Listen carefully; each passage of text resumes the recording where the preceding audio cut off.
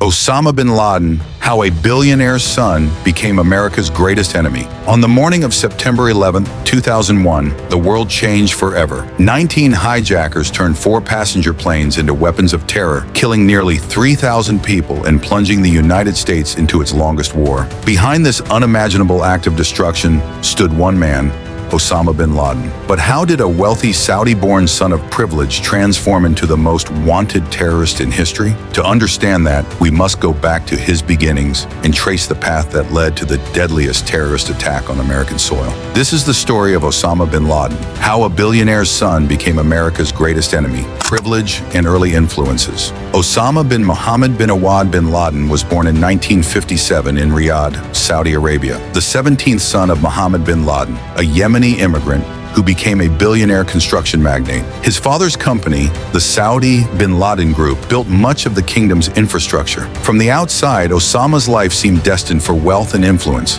But Osama's childhood was shaped as much by religion as by privilege. Raised in a devoutly conservative household, he was exposed to strict interpretations of Islam in a turbulent Middle East. Educated in elite schools, he studied at King Abdulaziz University, where radical clerics like Abdullah Azzam preached jihad as a duty. There, Osama's path diverged from his wealthy peers. Instead of becoming a businessman, he embraced holy war, the Afghan jihad. In 1979, the Soviet Union invaded Afghanistan, and the call to jihad found fertile ground. For Osama, this was a turning point. He left behind privilege and poured his inheritance into the cause. Bin Laden arrived in Pakistan and then Afghanistan. Though he fought, his greater value lay in wealth and organization, financing camps, building supply lines, and recruiting volunteers. He bonded with Abdullah Azzam, and together they formed the Maktab al-Khidamat, which funneled money, weapons, and recruits. By the mid-1980s, thousands of Afghan Arabs had joined the fight. The war became the crucible that shaped him. When the Soviets finally withdrew in 1989, he believed a determined band of believers could topple even the mightiest superpower. The birth of Al-Qaeda. With the Soviet withdrawal, the Afghan jihad was over. But Osama's war was just beginning. In 1988, as the conflict wound down, he and a small group of associates founded a new organization, Al-Qaeda, meaning the base. Unlike the temporary networks of the Afghan war, this was meant to be permanent, a global organization dedicated to waging jihad against enemies of Islam. At first, Al-Qaeda focused on continuing the fight in regions like Afghanistan, Pakistan, and later in conflicts in Bosnia, Chechnya, and Somalia. But bin Laden's ambitions were global. He increasingly turned his attention toward the United States, whom he viewed as the primary oppressor of Muslims worldwide. In 1990, when Iraq invaded Kuwait and the United States deployed troops to Saudi Arabia, bin Laden was enraged. To him, the presence of American soldiers, non-Muslim forces, on the sacred soil of the Arabian Peninsula was an unforgivable desecration. He publicly condemned the Saudi royal family for allowing it, and this marked a permanent break with his homeland. Stripped of his Saudi citizenship and forced into exile, bin Laden relocated first to Sudan, then eventually back to Afghanistan,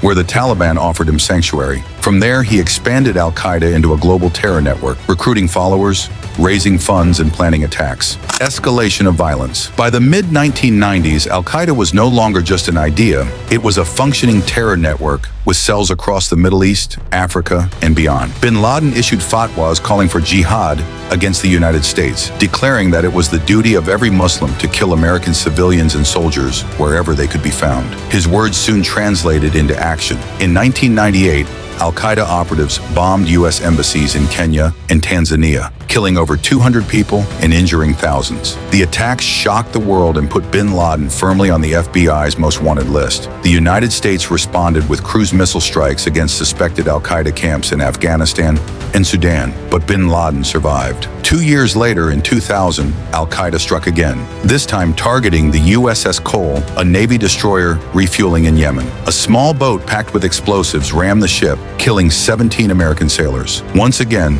bin Laden's fingerprints were all over the attack, and once again, he eluded justice. These escalating attacks made it clear. Al-Qaeda was not just a fringe group. It was an organization with global reach and deadly intent, led by a man who believed he was fighting a holy war against the West. September 11th, 2001. The plan was audacious, shocking in its simplicity, and devastating in its execution. On September 11th, 2001, 19 Al-Qaeda operatives hijacked 4 passenger planes. 2 were flown into the Twin Towers of the World Trade Center in New York City. A third slammed slammed into the Pentagon. The fourth, United Airlines Flight 93, crashed in a Pennsylvania field after passengers fought back. Nearly 3,000 people were killed. The towers collapsed into ash and steel, the Pentagon burned, and the United States was left in shock. The attacks were broadcast live, seared into the memories of millions who watched the unimaginable unfold on their television screens. Behind it all was Osama bin Laden. The operation had been years in the making, overseen by Khalid Sheikh Mohammed,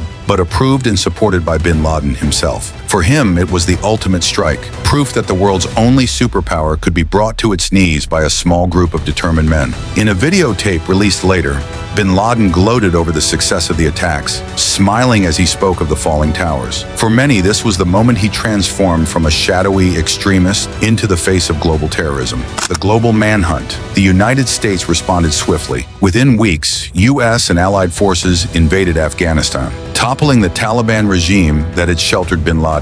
Yet capturing him proved far more difficult. He slipped into the rugged mountains of Tora Bora, evading U.S. bombing campaigns and local militias. For nearly a decade, bin Laden remained at large. He became both a symbol and a ghost, appearing occasionally in video and audio messages, praising attacks, threatening new ones, and calling on Muslims to rise against the West. His image loomed over America's war on terror, even as his actual whereabouts remained a mystery. Intelligence agencies scoured the globe. Clues emerged, couriers tracked, compounds observed, but bin Laden remained elusive. Some believed he was in Pakistan, others thought he hid in Afghanistan's tribal areas. For ordinary Americans, his ability to vanish only added to his myth. The end of the hunt. On May 2nd, 2011, nearly 10 years after 9/11, the hunt finally ended. Acting on years of intelligence work, U.S. Navy SEALs raided a compound in Abbottabad, Pakistan. Inside, they found Osama bin Laden living with his family, protected by high walls and secrecy. The raid was swift and lethal. Bin Laden was shot and killed. His body was identified through DNA testing and buried at sea within 24 hours. The announcement, made by President Barack Obama, sent waves of relief and closure across the United States. Crowds gathered outside the White House and at Ground Zero, chanting USA, USA. For many, it was the end of a chapter, though not the end of the war. Al-Qaeda lived on, fractured but dangerous, spawning new affiliates from North Africa to the Middle East. Legacy of terror. Osama bin Laden's death closed one of the darkest chapters in modern history, but his legacy endures. He proved that a small network of extremists could rival nation-states in their ability to wage war. He inspired a generation of jihadists, from Al-Qaeda's affiliates to newer groups like ISIS, who would take terrorism to even bloodier extremes. But his actions also reshaped the world. The attacks of 9/11 led to 2 wars, trillions of dollars spent, and countless lives lost. They ushered in a new era of surveillance, security measures, and geopolitical conflict. For Americans, the fear and trauma of that day still linger. Bin Laden did not live to see the ultimate consequences of his actions, but his shadow remains. In many ways, he succeeded in changing the course of history, but at a cost measured in endless violence and loss. Osama bin Laden began as the privileged son of a billionaire. He died as the world's most notorious terrorist. His journey from student to jihadist to mastermind of 9/11 is a reminder of how ideology, combined with ambition and opportunity, can reshape the world. For the families of the nearly 3,000 victims of September 11th, his death brought some justice, but no closure. For the world, his story is a warning that extremism, once ignited, can burn far beyond the life of one man. Thanks for watching. Like, comment, and subscribe for more deep dives into the events and figures that change history.